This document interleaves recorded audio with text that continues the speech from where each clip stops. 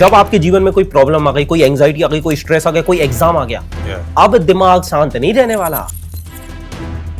Mind mapping help करती है revision में। अगला क्वेश्चन करके उसका बबल ऊपर मार दिया और ऐसे मारते गए, फिर 8-10 क्वेश्चन बाद याद आ रहा है, अरे वो गया आपका अगला ये साल गया खत्म।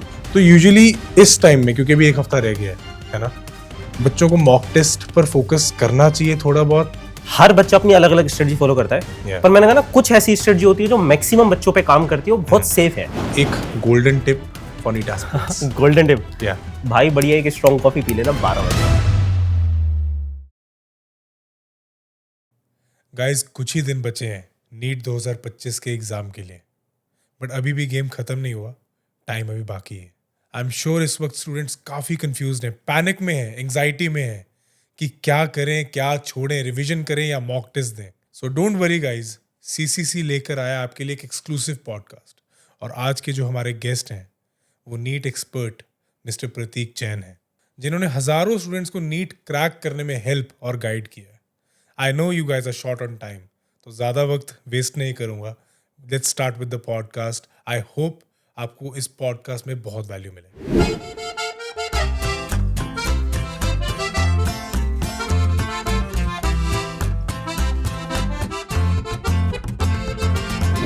प्रतीक sir, welcome to our show. कैसे हैं आप? बढ़िया, मैं आप कैसे हैं अनिरुद्ध जी? बहुत बढ़िया sir. So I don't think आपको इंट्रोड्यूस करवाने की ज़रूरत है, बिकॉज आई एम श्योर जब नीट के एस्पिरेंट्स आपको देखेंगे तो 100% 200% आपको रिकॉग्नाइज करने वाले हैं। सो सर, आज का जो एजेंडा रहेगा वो ये रहेगा कि नीट एस्पिरेंट्स जितने भी हैं, क्योंकि अब एक हफ्ता रह गया एग्जाम में, है ना, डर का माहौल है। डर का माहौल है एकदम। सभी के अंदर डाउट्स हैं, उन्हें सही रास्ता दिखाएंगे हम, ठीक है? क्योंकि जैसे जैसे पास आता है ना एग्जाम, बच्चों के अंदर ना कहीं एंजाइटी, एक पैनिक आना शुरू हो जाता है, वो आ ही जाता है, नेचुरली आ जाता है। बिल्कुल। तो आज हमारी कोशिश ये रहेगी कि यार इन सब चीजों को हम कवर करेंगे, ठीक है? बट मेरा पहला सवाल आपसे आज ये है कि इस एक हफ्ते में हमें फोकस किस चीज पर ज्यादा करना चाहिए? Should it be a weak subject कि हाँ यार इस सब्जेक्ट में मैं कमजोर हूँ, थोड़ा इस पर मेहनत कर लूँ, या हमारे को रिवीजन करनी चाहिए, और रिवीजन किस तरीके से करनी चाहिए? पहले तो यार कोई भी नया सब्जेक्ट ना इस समय नहीं पढ़ सकते। आई थिंक ये मतलब हर बच्चे को पता ही वाली बात कि नया सब्जेक्ट पढ़ ही नहीं सकते आप, वो समय निकलेगा। आपको सिर्फ रिवीजन करना है, रिवीजन पे ही फोकस करें अभी। बिल्कुल। और जो कोई वीक सब्जेक्ट है तो उसे छोड़ दो। क्या वीक सब्जेक्ट को छोड़ दो अभी? नहीं, छोड़ना नहीं है वीक सब्जेक्ट को, नया नहीं पढ़ना। अगर मान लो कोई चैप्टर छूट गया है, मान लो फिजिक्स में रोटेशन छूट गया है, या फिर बायो में एनिमल किंगडम छूट गया है, कुछ भी छूट गया, मुझे नहीं पता, कोई चैप्टर छूटा है, तो भाई अगर बिल्कुल ही नहीं पढ़ा है तो छोड़ो। जो चीजें अच्छे से आती है उनको रिवाइज करो, ठीक है? राइट। और वो बैलेंस तो बनाना पड़ेगा, स्ट्रॉन्ग सब्जेक्ट को भी रिवाइज करना है और वीक सब्जेक्ट को भी रिवाइज करना है, पर सिर्फ रिवाइज करना है, नया नहीं पढ़ना है। इस वक्त नया पढ़ने का समय नहीं है ये। अच्छा, तो रिवीजन किस तरीके से करनी है, क्योंकि इतना बड़ा सिलेबस है, तो यूजुअली लोग पैनिक करना शुरू करते हैं कि अरे यार ये भी रहता है, वो भी रहता है। बिल्कुल बिल्कुल तो बिल्कुल। कोई एक उसके लिए है कोई गाइड? बिल्कुल। इसमें ना दो तरह की चीजें है ना। दो तरह के बच्चे होते हैं। ठीक है। एक तो वो बच्चा जो स्टार्टिंग से बहुत सीरियसली पढ़ रहा था, या फिर मीडियम सीरियस था, लेट्स से, राइट, उसने मतलब एटलीस्ट प्रॉपर नोट्स बनाए हुए हैं सारे, ठीक है, उसके बाद हर सब्जेक्ट के टीचर के नोट्स से उसने क्लासेस करी हैं, तो देखो उनके लिए तो बेस्ट यही है कि अपने नोट से रिवाइज करो, ठीक है? पर अब इसके साथ कई बच्चे होते हैं जो बाद में जाके सीरियस होते हैं, या फिर स्टार्टिंग में उतने अच्छे से नहीं करा कि नोट्स आधे मरे हैं, आधे नहीं बने, आधे तैयार हैं, आधे नहीं है, या फिर किसी एक सब्जेक्ट के उनके अगर तैयार नहीं है, तो उस केस में हम लोग फिर क्या करते हैं उनके लिए कि आप क्या करो, जिस लेट्स से फिजिक्स के नोट्स तैयार नहीं है, तो आज अच्छी चीज यही है, ऑनलाइन एजुकेशन का फायदा यही है कि भाई इतने सारे टीचर्स हैं, अच्छे अच्छे टीचर्स जो मतलब वन शॉट करा रहे हैं आपको, मतलब 3-4 घंटे में पूरा रोटेशन हो गया, 3-4 घंटे में दूसरा सब्जेक्ट हो गया। इनफैक्ट लास्ट के एक हफ्ते में पूरे वन शॉट चलते हैं, जिसमें 12 घंटे में पूरे 11th का रिवीजन, 12 घंटे में मेरा ये का पॉइंट रिवीजन था वैसे आगे, कि काफी टीचर्स ऐसा कहते हैं कि हम इतने टाइम में आपको सारा कुछ करवा देंगे। हाँ वो सही है? देखो ये तो सब जानते हैं कि अगर आप पूरा 11th का अगर सिलेबस, क्योंकि बच्चे है ना भोले, वो आ जाते हैं उस चीज में, तो पूरा तो देखो नहीं कराया जा सकता, ठीक है? आप रिवीजन करवा सकते हो। कोई 12 घंटे में पूरी क्लास 11th का ना फिजिक्स ना केमिस्ट्री ना बायो पढ़ा सकते हैं। माइंड मैपिंग हेल्प करती है रिवीजन में? बिल्कुल करती है, बायो और केमिस्ट्री में कर जाती है, फिजिक्स में उतनी ज्यादा नहीं करती, क्योंकि फिजिक्स में याद करने का कुछ बहुत ज्यादा ऐसा है ही नहीं। अच्छा, है ना, मतलब लिमिटेड फॉर्मूले हर चैप्टर में, बहुत ज्यादा नहीं याद करने का, मेन क्वेश्चन प्रैक्टिस होती है। तो अगर आपने सारे फॉर्मूले याद कर लिए पर आपने क्वेश्चन प्रैक्टिस नहीं हुए, कुछ नहीं होना एग्जाम में जाके। तो फिजिक्स थोड़ा अलग है, पर बायोकेमिस्ट्री में डेफिनेटली इट हेल्प्स। ओके, तो क्योंकि स्ट्रेस इतना भी इस टाइम बच्चों का बड़ा हुआ है, तो इस टाइम पर ना वो अक्सर गलतियां करते हैं। हाँ, सो सबसे कॉमन मिस्टेक क्या है आपके हिसाब से, जो बच्चे लास्ट के जो ड्यूरेशन होती है, मैं हफ्ते की बात नहीं करूंगा, जो लास्ट टाइम होता है पेपर से पहले, उसमें क्या गलतियां करते हैं बच्चे? बच्चे गलतियां तो बहुत तो नए-नए अवॉइड तरीके- करनी चाहिए ना, उन्होंने क्या नए-नए- गलतियां, मैं इसलिए पूछ बच्चे रहा इस टाइम पे तो इनफैक्ट नए नए तरीके की गलतियां इन्वेंट करते हैं। अच्छा, इन्वेंट करने लगते हैं। जो गलतियां उन्होंने पूरे साल नहीं करी होती ना मॉक टेस्ट में, Yeah. अब नए नए तरीके की गलतियां आने लगती हैं। Yeah. उसका रीजन सीधा है क्योंकि अब असली एग्जाम असली होता है, ठीक है, तो वो प्रेशर वो अलग फील होता है, पूरी बॉडी में अलग अलग तरह की फीलिंग आ रही होती है, नर्वसनेस होता है, Yeah. बार बार फ्यूचर के बारे में सोचकर डर रहे होते हैं बच्चे, यार एग्जाम में मैंने जो नहीं पढ़ा वो आ गया, तो पूरे और नेगेटिव थॉट ज्यादा हो रहे थे, पॉजिटिव नहीं आता इतना। Yeah. यार वो जो जिस सब्जेक्ट से मुझे नहीं आता पूरा क्वेश्चन उसी से आ गया, मेरा आधा क्वेश्चन छूट गया, मैं ओएमआर नहीं भर पाया, या फिर मेरा सिलेक्शन नहीं हुआ, या फिर मेरी रैंक कम हो गई, तो बहुत नेगेटिव थॉट आते हैं, और जितने नेगेटिव थॉट आएंगे उतनी एंजाइटी बढ़ती है, उतना स्ट्रेस बढ़ता जाता है, और हम सब जानते हैं। सो नेगेटिव थॉट से दूर रहना चाहिए, मतलब कीप योर माइंड पॉजिटिव। वो तो है, वो तो सब बोलते हैं, पर कैसे? वो कैसे? क्वेश्चन ही है, क्वेश्चन मेरा यही था। ये तो उस बेचारे बच्चे को भी पता है कि भैया पॉजिटिव रहना है। हाँ, ये सोचने का कुछ फायदा तो हल होगा। क्या है? हाँ, क्योंकि इससे उल्टा उसका एग्जाम में गलतियां बढ़ जाती हैं उसकी, मतलब आती हुई चीजें बच्चे गलत करने लगते हैं। सबसे बड़ी दिक्कत ये हो रही है, बच्चे बोलते हैं सर पूरे साल जिन्होंने अच्छे से पढ़ा है कि सर हमने सब पढ़ा है, हमने डीपीपी सॉल्व करी, हमने करा है, हम भी भूल गए। हम बैठते हैं, पेपर देखते हैं, फॉर्मूले सारे गायब, एग्जाम प्रेशर। हाँ, तो प्रेशर एक्चुअल में इतनी खतरनाक चीज होती है, तो इसको डील करना बहुत जरूरी है। सबसे बड़ी चीज जो है समय, और जो सबसे बड़ी गलती है कि अगर आपने अपनी नर्वसनेस, एंजाइटी, स्ट्रेस को डील नहीं करा, तो फिर आता हुआ भी आपका पेपर खत्म होने वाला है। मतलब आपने चाहे पूरे साल मेहनत करी हो ना, फाइनल एग्जाम में आप जो आता है उसको पेपर में कर ही नहीं पाओगे, ठीक है। तो ये चीज इनफैक्ट लास्ट के वीक में ना रिवीजन करना है, पढ़ना तो कुछ नया है नहीं, बस रिवीजन करना है, और आपका फोकस इस पे होना चाहिए कि आप काम हो, ठीक है, और इसमें फैमिली बहुत हेल्प कर सकती है। So you should focus on breathing exercises is what you're saying. Definitely meditation, meditation करो। हाँ, पर नहीं कर पाते बच्चे। देखो मेडिटेशन की एक चीज है कि मेडिटेशन आपको अगर आपको करना चालू करना है ना, तो तब करना चाहिए जब आपकी जिंदगी में सब कुछ सही है। जैसे एग्जाम से कम 4-5 महीने पहले से चालू करो, तो it's like you are training your brain कि भैया कैसे काम रहना है।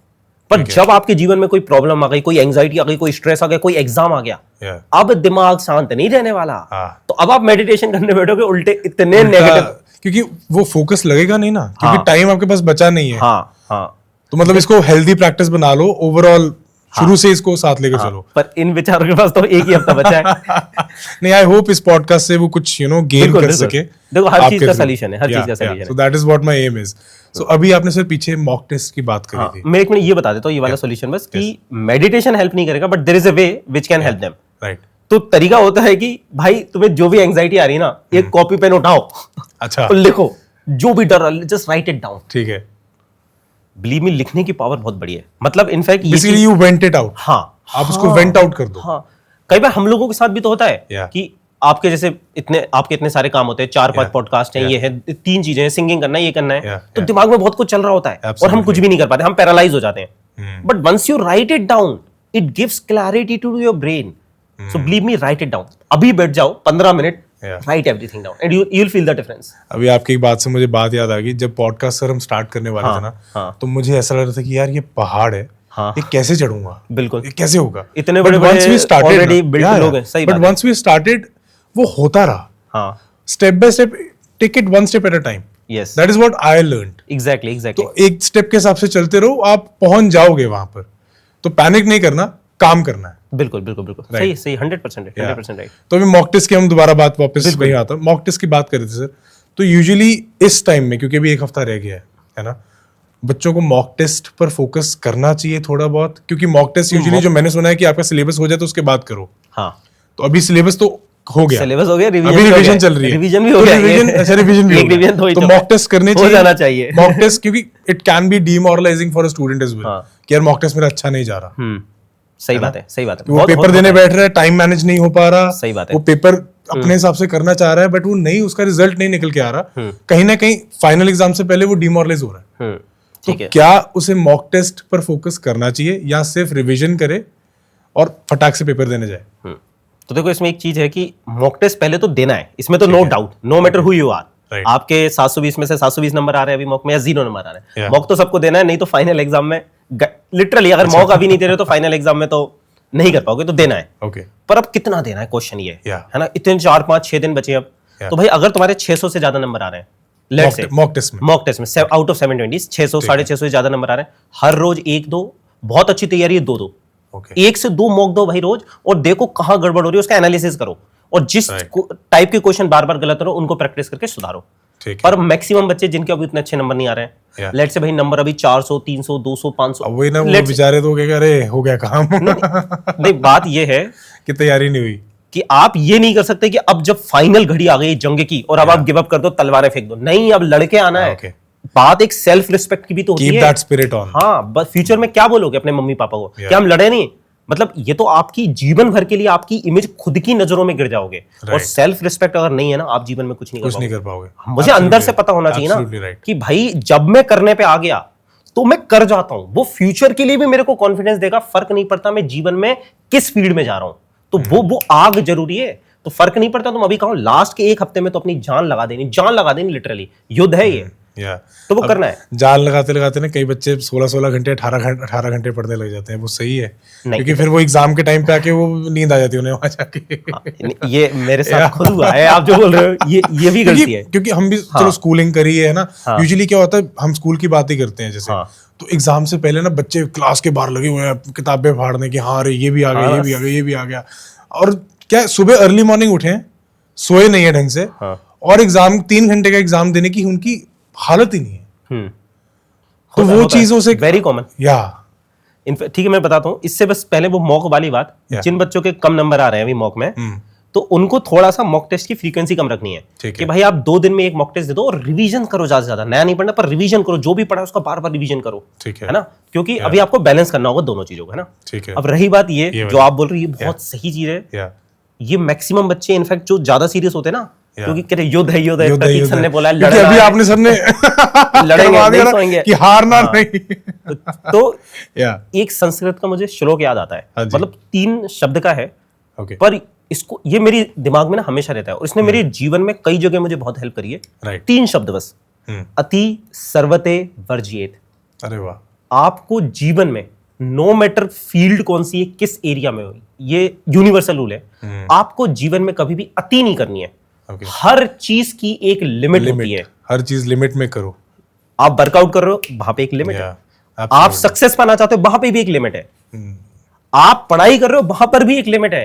तो भैया 12 घंटे से गुड नंबर, हाँ इतना पढ़ो, 6 से 7 घंटे नींद तो मिनिमम लेनी है। और एग्जाम से एक दिन पहले तो बढ़िया 8-9 घंटे सो के जाना है, और एग्जाम से पहले कॉफी, हाँ सुबह, वेरी इंपॉर्टेंट। ये मैं अपने पर्सनल एक्सपीरियंस से बता रहा हूँ। और कोई टिप एग्जाम डे के लिए? ओएमआर शीट में भी बच्चे गड़बड़ करते हैं कई बार। हाँ, उससे पहले पर मैं ये वाली टिप देना चाहूंगा जो अभी आपने बताया, आपने क्योंकि बहुत अच्छा पॉइंट बोला है कि बच्चा एग्जाम में जाके सो रहा है भाई, फोकस नहीं कर पाओगे आप, दिमाग एक्टिव नहीं हो रहा, सोच रहा है कि करना है। Exactly my point. और इस चीज को मैं इसलिए इतने अच्छे से बता पा रहा हूँ, जब मैं एक जमाने में अपना जेई एडवांस का पेपर दे रहा था, this is exactly what happened with me. जो सेकंड पेपर होता है दोपहर में 2 से 5, गर्मियों का टाइम है, खा पी लिया, भाई पेपर देते हुए नींद आ रही है, झोंका आ गया, नींद नहीं आई, पर हाँ मैं फोकस नहीं कर रहा है, लाइक नहीं, दिमाग कर नम हो जाता ना कहीं ना कहीं। और 5 मिनट भी अगर आपके चले गए ना, जमीन आसमान का फर्क पड़ जाता है रैंक में। तो मैं तो भाई कहता हूँ कि भाई अगर आप 2 बजे पेपर होता है बच्चों का ना, भाई बढ़िया एक स्ट्रॉन्ग कॉफी पी लेना 12 बजे, और अभी से प्रैक्टिस करना चालू कर देना, ताकि तुम्हें पता हो तुम्हारी बॉडी को क्या चाहिए। मॉक से पहले कॉफी पियो, वो बस वो जो 2-3 घंटे के लिए तुम्हारा दिमाग एक्टिव करेगा ना, बस वो तुम्हारा काम हो जाएगा। राइट। ओएमआर शीट पर आ रहे थे। अच्छा, ओएमआर, हाँ ये अगली बहुत इंपॉर्टेंट चीज है। ओएमआर में मतलब अब देखो उसमें ना कोई एक फिक्स तरीका नहीं है, ठीक है, मोटा मोटा 4 तरीके होते हैं जिस तरह से बच्चे ओएमआर भरते हैं, राइट, है ना। पर इसमें से कुछ तरीके डेफिनेटली बेटर हैं और कुछ बहुत रिस्की हैं, है ना। जैसे मैक्सिमम बच्चे जो फॉलो करते हैं, है ना, वो ये होता है कि पूरा पेपर करा, उसके बाद अब ओएमआर भर रहे हैं। अच्छा, टाइम बच गया तो करेंगे। हाँ, अच्छा। इनको मैं खतरों के खिलाड़ी बोलता हूँ भाई। लिटरली मतलब एग्जैक्टली, अगर बहुत रिस्की है, अगर जितना किया वो भी जाएगा, होता है, वो भी जाएगा, होता है। It's very common. आप टाइम खत्म हो गया, क्वेश्चन कर रहे थे, अब वो खींचना, इन्विजिलेटर आ गया ओएमआर लेने, आप भर रहे हो ओएमआर और आपकी आधी ओएमआर रह जाए, ये मतलब, तो इसको मैं पर्सनली रिकमेंड नहीं करता भैया, ये तो मत करो अनलेस अंटिल तुम्हारी इतनी तगड़ी प्रैक्टिस है, इतनी स्पीड है कि तुम 2-2.5 घंटे में पेपर कर लेते हो, ऐसे मत करो।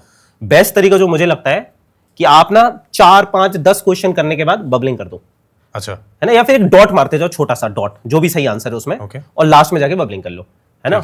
मतलब तो ये थोड़ा सा फिर भी ठीक है, क्योंकि यहाँ पे गलतियों के चांसेस भी बहुत होते हैं। कई बार एक बबल छूट जाता है, मतलब मान लो एक क्वेश्चन नहीं करा हमने, उसको छोड़ा, अगला क्वेश्चन करके उसका बबल ऊपर मार दिया, और ऐसे मारते गए, फिर 8-10 क्वेश्चन बाद याद आ रहा है, अरे वो गया आपका अगला ये साल गया खत्म। या तो वो चीज है, तो इसलिए हर 4-5 क्वेश्चन करने के बाद बबलिंग कर लो, वो बेस्ट है, बहुत सेफ तरीका है। बट टाइम मैनेज करने के लिए एग्जाम के दौरान, है ना, क्या सीक्वेंस हमें फॉलो करना चाहिए, कौन से सेक्शन पे पहले फोकस करना चाहिए हमें कि हमारा टाइम सबसे सही तरीके से मैनेज हो बिल्कुल।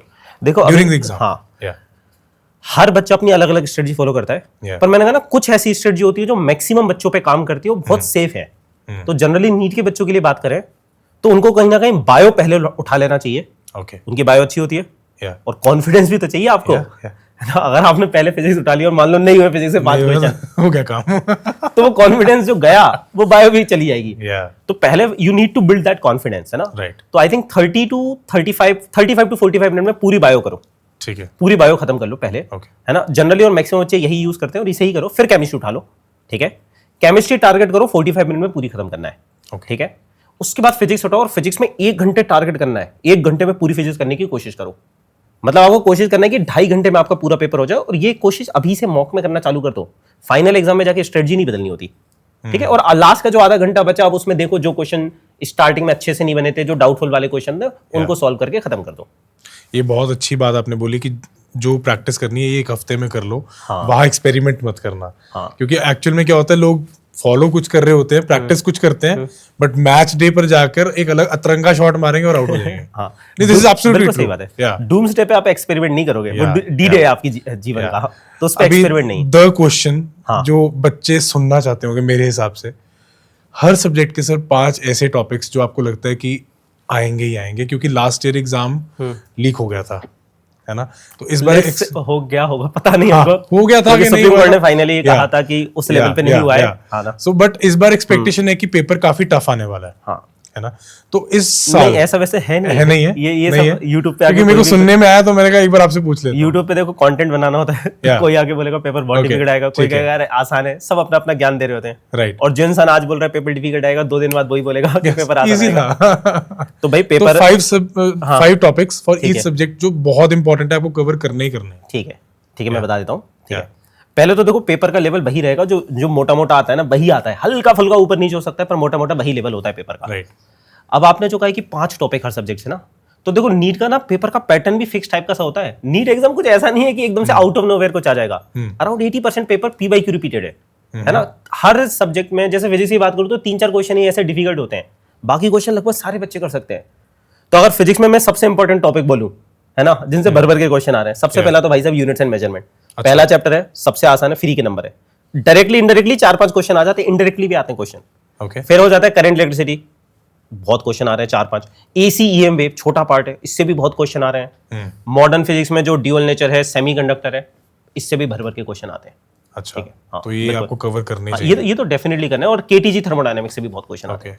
ये टॉपिक फिजिक्स हो गए, ठीक है ना। अब केमिस्ट्री और बायो में भाई मैं पर्सनली कमेंट नहीं करना चाहूंगा, क्योंकि मेरा मानना है कि भाई आप जिस चीज के एक्सपर्ट हो उसके बारे में बताओ, पर आपकी जो केमिस्ट्री बायो की teacher, still you would have an overview कि क्या मैं बिल्कुल मेरा बहुत फिक्स है कि मैं वही बताऊंगा जिसके बारे में मैं जानता हूं। फेयर इनफ, क्योंकि केमिस्ट्री बायो के टीचर उसमें ज्यादा अच्छे से गाइड कर सकते हैं। एब्सोल्युटली, बिल्कुल। तो सर जो इस साल बच्चे ऐसा फील करें कि यार वी आर नॉट प्रिपेयर्ड और ड्रॉप लेने का सोच रहे हैं, तो उन्हें ये कब रियलाइज होना चाहिए कि हाँ यार ड्रॉप ले लें या we should go for it? ठीक है, तो मैं बता रहा हूँ तुम में से किन बच्चों को ड्रॉप लेना है। आंसर इज किसी को भी नहीं लेना है। अच्छा, किसी को भी नहीं लेना, किसी भी हाल में।